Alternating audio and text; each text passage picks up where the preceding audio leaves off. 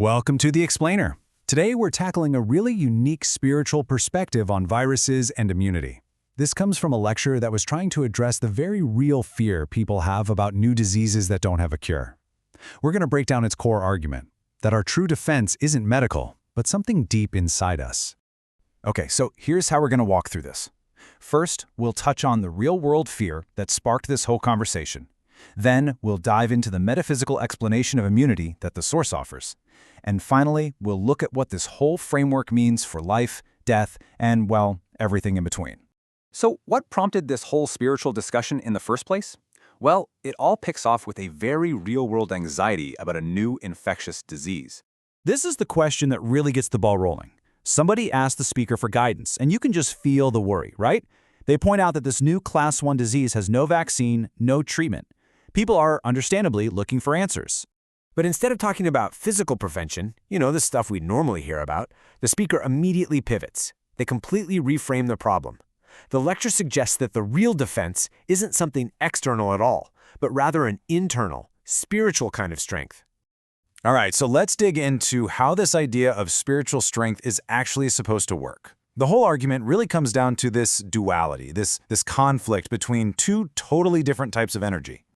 Now this slide, this is really the heart of the matter. The speaker makes this core distinction. A virus, they say, is pure and material energy. Our soul, on the other hand, is quantum energy. And according to this view, a material force like a virus simply can't harm a soul that is filled to the brim with strong quantum energy. It's like they're on two different planes of existence. And this brings us right to the central concept of the whole lecture, something it calls soul immunity. The idea is pretty wild. Your spiritual state, your inner energy, is your primary and most powerful defense against physical sickness. If your soul is full, as they put it, a virus just can't get a foothold. So, if immunity is spiritual, then who gets sick? This is where the source offers a really controversial and pretty stark explanation for why pandemics even happen in the first place. The lecture actually goes on to identify specific groups of people it says are vulnerable. But here's the thing, this vulnerability has nothing to do with age or pre-existing conditions. Nope, it's based entirely on their mental and spiritual state. So according to this teaching, a virus acts almost like a magnet for people whose quantum energy is weak. And that weakness, it says, comes from a lack of purpose, a loss of hope, or just kind of waiting around for life to be over. It's a pretty grim assessment for sure. And here it is, the most crucial point. The lecture claims that new viruses are a natural mechanism for population control or sorting. It's nature's way of culling those who, within this spiritual framework, no longer really have a reason to live. And this just perfectly illustrates the logic from the source's perspective. The fact that there's no cure isn't a failure of science, it's a deliberate feature. Nature sends viruses we can't control so that this sorting process can happen without any human interference. Okay, so this brings us to the fundamental question that's really behind this entire worldview. What exactly gives a person the quantum energy they need to survive this sorting process?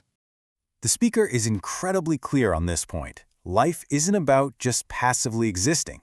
It is defined by having a mission, a purpose, and actions you need to perform. You are here on this earth because you have a job to do. This quote just lays it out in the plainest terms possible, doesn't it? It directly links a person's right to live with their contribution and their sense of purpose. If you have a mission, nature's going to keep you here to get it done. If not, well, the source argues it's actually better for you to just move on. So, if a virus is a tool for this natural sorting, the lecture also provides instructions for those who are chosen to leave. It actually outlines a way to have a good death. The speaker lays out a very specific procedure for dying. It involves acceptance, gratitude, and even making a commitment for the future. But the most important step, by far, is the last one, letting go of all your earthly attachments. And this is why letting go is so absolutely critical. In this spiritual framework, the real danger isn't death itself.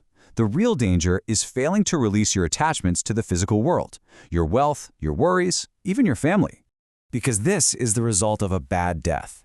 If you die while clinging to earthly things, your soul becomes what the source calls an attachment ghost. You get trapped. You can't move on to the next dimension because you're literally tethered to the people and things you just couldn't release. So, to wrap this all up, What we have here is a worldview that fundamentally connects the way you live to whether or not you survive an illness and ultimately how you experience death. Purpose gives you immunity, and a lack of attachment gives you a peaceful exit. You know, the source we've explored today gives one very specific answer, rooted in the soul and its purpose. But it definitely leaves all of us with a much bigger question to consider for ourselves. In the face of all this uncertainty, where does true resilience really come from?